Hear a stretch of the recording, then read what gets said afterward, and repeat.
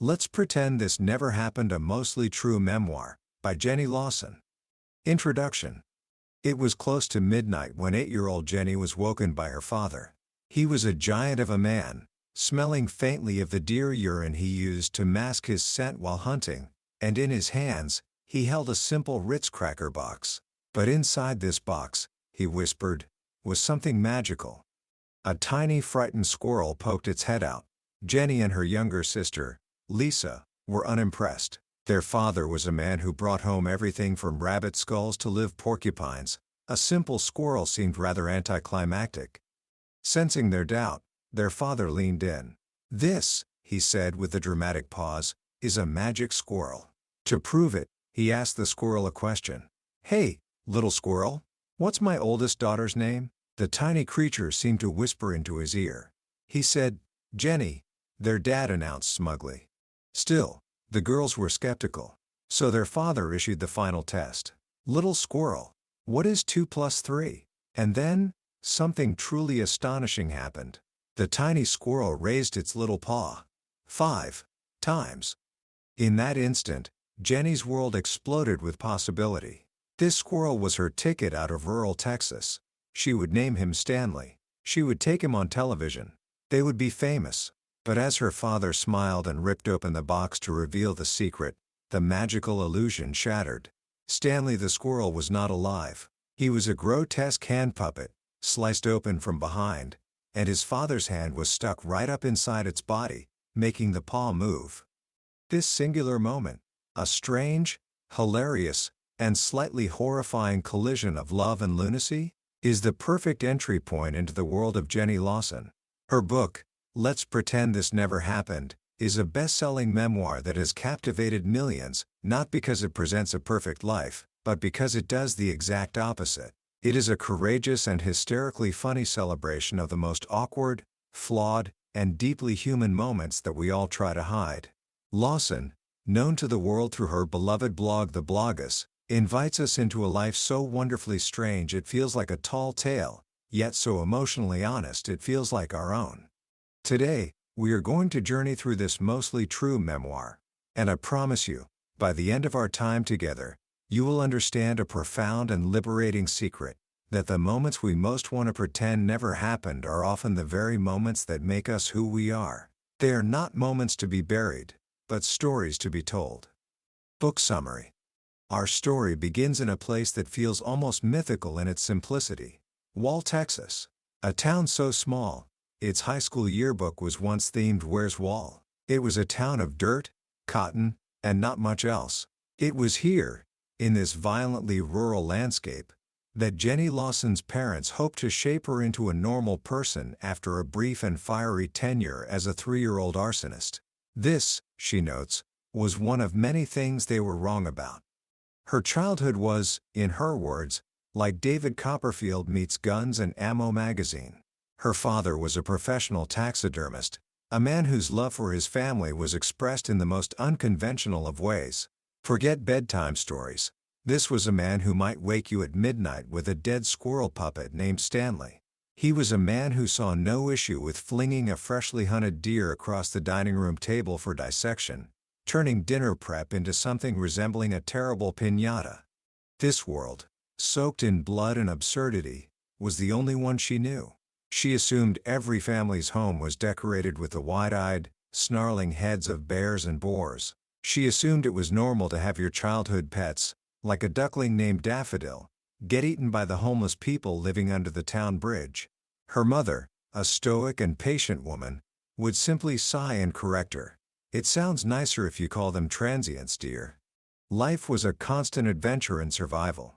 Their tap water came from a well contaminated with radon, a detail the government warned them about in a letter.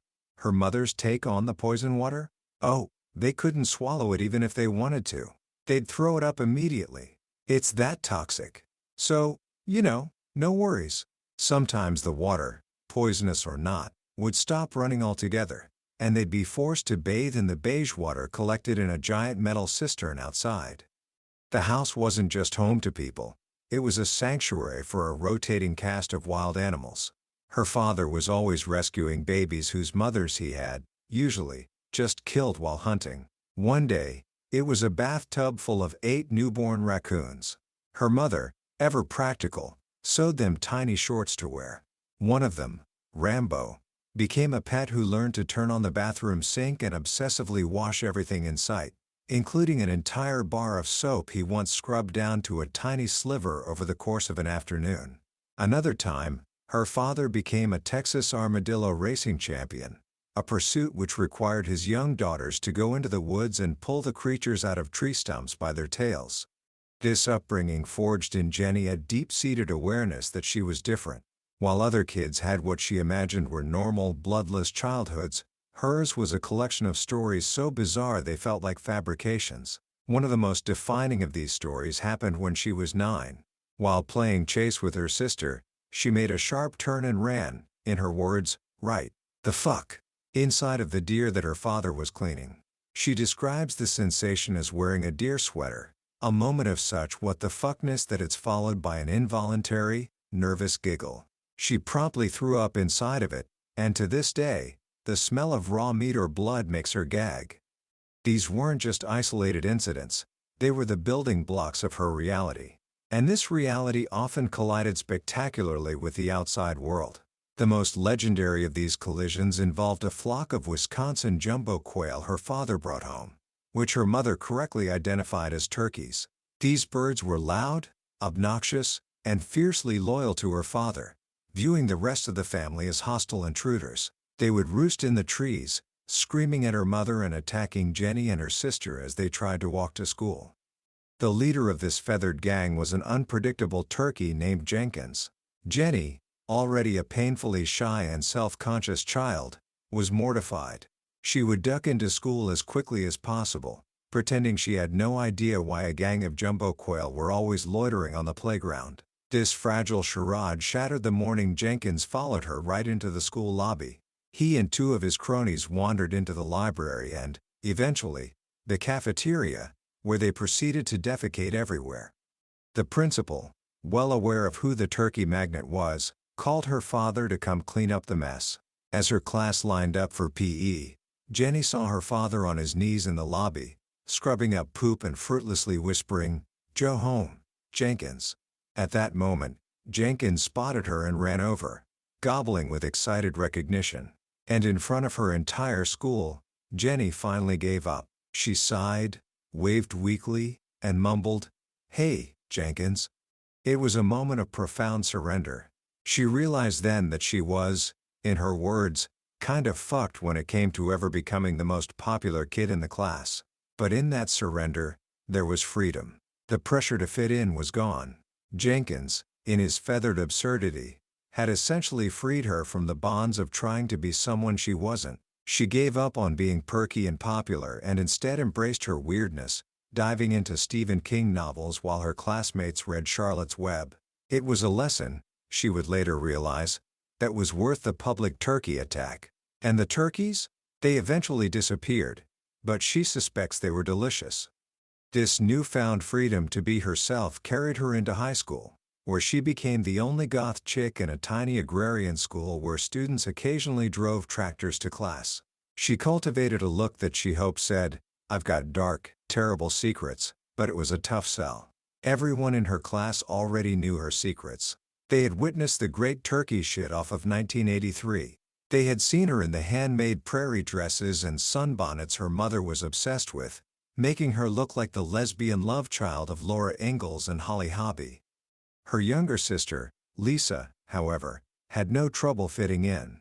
She was a cheerleader, an athlete, and was even elected the school mascot, a giant bird named Wally.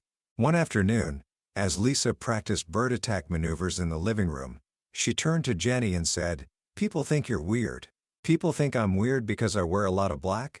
Jenny retorted. "You're dressed as poultry."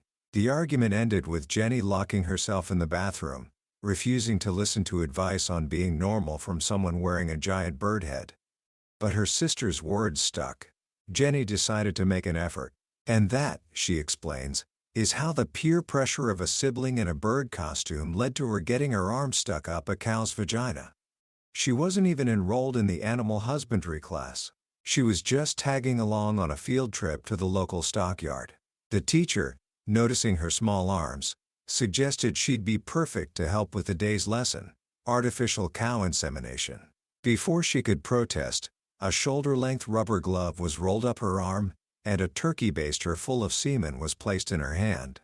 She saw the look in the teacher's eyes, a man waiting for a girl to run screaming so he could have a laugh. And she'll be damned if she was going to be judged by a man who carried semen around in a thermos. So she found herself, shoulder deep in a cow, squishing out the semen baster as a group of teenage boys looked on. Suddenly, the cow tensed, trapping her arm. The teacher panicked, warning that if the cow sat down, it could break her arm. She yanked her arm out, only to realize she had left the turkey baster behind. In that moment, with what little dignity she could muster, she slowly peeled off her glove and simply walked away, leaving the boys and the teacher to deal with the aftermath. That afternoon, walking beside her sister, who was still in her Wally the Bird costume, she said calmly, "I took your advice about trying to fit in, and I got my arm stuck in a cow's vagina." Her sister paused, her giant bird head bobbing, and replied with a quiet sense of dignity, "Well, that'll happen." High school, Jenny concludes, is life's way of giving you a record low to judge the rest of your life by. No matter how bad things get, she can always look back and say, "At least I don't have my arm stuck up a cow's vagina." As she moved into young adulthood, Jenny carried this tapestry of bizarre experiences with her, along with a secret she rarely spoke of, a severe and often paralyzing anxiety disorder. What her mother had called a nervous stomach in the 70s was, in reality, a condition that made even simple conversations with strangers feel like a monumental challenge. She describes it as having a sensor in her head that works on a 7-second delay, always recognizing the inappropriate thing she just said about 7 seconds too late to stop it. This constant internal battle often results in spectacularly awkward social implosions. She tells one story of being at a Halloween party, dressed as a Spartan cheerleader from Saturday Night Live, cornered by a man in a John McCain costume who was launching into a political tirade. She panicked. Forbidden by her husband, Victor, to talk about politics, her mind scrambled for a safe topic. After a moment of painful silence, she blurted out, "One time I got stabbed in the face by a serial killer." The story, as it unraveled, was that she'd been having a nightmare about being attacked by the Night Stalker and woke up screaming, her face covered in blood, because she actually had been stabbed. The culprit, it turned out, was not a serial killer, but her enormous, fat cat, Posey, who had fallen from the window ledge onto her face while she was sleeping, scratching her with his talons. The story illustrates the strange feedback loop of her life. Her anxiety creates an absurd situation, which then becomes another bizarre story to add to her collection, which further fuels her feeling of being an outsider. It was in this state of glorious dysfunction that she met her husband, Victor. He looked, she thought, almost exactly like Doogie Howser, MD, and he was wearing a denim vest. She was fairly sure he was gay. He, on the other hand, had a dream that he would marry a girl wearing a certain coat, and when Jenny walked into the bookstore, she was wearing that coat. Their worlds could not have been more different. He was a wealthy, ambitious, young Republican who owned his own tuxedo. She was a girl from rural Texas who used filing cabinets to house chickens. Their first visit to meet his parents was a masterclass in cultural collision. Victor's mother invited her to sit on the couch, but when her back grazed one of the decorative pillows, Victor's eyes widened in horror. "Those pillows," he whispered, "are only for decoration." In that moment, Jenny learned her first rule about rich people. They never use their cushions. Utterly intimidated by the couch, she slid onto the floor, much to Victor's dismay. "Look," she told him later at a Dairy Queen, "this is us. I'm the Dairy Queen ice cream spoon. You are the escargot spoon. That's why this is never going to work." But Victor simply smiled and said, "I happen to like Dairy Queen spoons." Victor, in turn, had to learn to navigate her world. In one of their first visits to her parents' house, her father, in a booming, cheerful voice, yelled, "Hello, Victor," while tossing a live bobcat onto his lap. Victor, to his immense credit, didn't scream. He stiffened, stared at the snarling animal, and then, in slow motion, turned and calmly shook her father's hand. It was a moment that earned him the respect of everyone, including, it seemed, the bobcat. Their life together became a testament to embracing the absurd. There was the time Jenny, after a fight with Victor over buying new towels, rebelliously bought a 5-foot-tall metal chicken instead. She named her Beyoncé. Victor was furious, but as Jenny pointed out, at least it's not towels. It was, she explains, a lesson in picking your battles more carefully. But beneath the hysterical anecdotes lies a story of profound pain and resilience. Jenny opens up about her struggle to have a child, detailing multiple heartbreaking miscarriages. She was eventually diagnosed with a rare autoimmune disease that required her to give herself hundreds of blood thinner injections in her stomach throughout her pregnancy. The process exacerbated her anxiety and OCD, leading to bizarre rituals, like having to ask her cats to wish her luck every morning, convinced that if she forgot, something terrible would happen to the baby. It is a raw and unflinching look at the terror and hope that accompany a high-risk pregnancy, culminating in the beautiful birth of her daughter, Haley. Having a child, she writes, is the ultimate exercise in perspective. It teaches you to embrace horror and indignity. There is no other choice. She recounts taking her toddler to the pool, only to realize her husband forgot the swim diaper. The regular diaper absorbed the pool water and expanded into a giant mushroom cloud before bursting, covering her and her child in a bluish, crystal-like jelly, right as her thin, childless neighbor walked in. In that moment of pure mortification, she could only scream after the silently retreating neighbor, "Behold, this, is, your, future." As her life progressed, Jenny found herself slowly, tentatively, making friends. She, who had always distrusted other girls, found a community of fellow misfits online and in the real world. She tells of attending a weekend retreat in wine country, terrified she wouldn't fit in with the fashionable, sophisticated women, and while she committed a series of social faux pas, including mistaking one Asian woman for another and then declaring herself an enormous racist, she also found connection. She discovered that these women, too, had their own bizarre backstories and struggles. She was leaving behind, she realized, the idea she'd carried for years that girls were not to be trusted. Perhaps the most poignant story is also one of the most tragic. After moving to the country, their beloved pug, Barnaby Jones Pickles, was likely bitten by a snake and died. Jenny, alone while Victor was out of town, dug a grave in the rocky meadow behind their house and buried him. The next day, however, she saw a horrifying sight. A horde of vultures had disturbed the grave and were pulling at the body. What followed was a 3-day ordeal where she found herself running at the enormous birds, waving a machete and screaming, trying to protect the dignity of her dead dog. The situation was surreal, heartbreaking, and utterly absurd. The ordeal only ended when her friend Laura drove over with a shovel, and together, the two women disinterred the dog and sealed him in an igloo cooler to await the crematory. It was a moment of profound friendship, born from the deepest absurdity.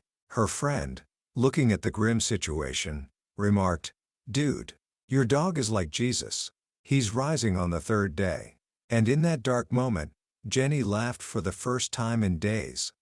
This is the central lesson of Jenny Lawson's memoir. Life is a chaotic, messy, and often painful affair.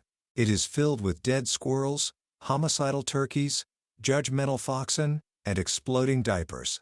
But it is also filled with friendship, love, and the kind of laughter that can only come from surviving the utterly ridiculous. She learns that the very experiences she wanted to run from, the poverty, the strangeness, the social awkwardness, were the things that made her strong, empathetic, and uniquely herself. They were the parts that made her her.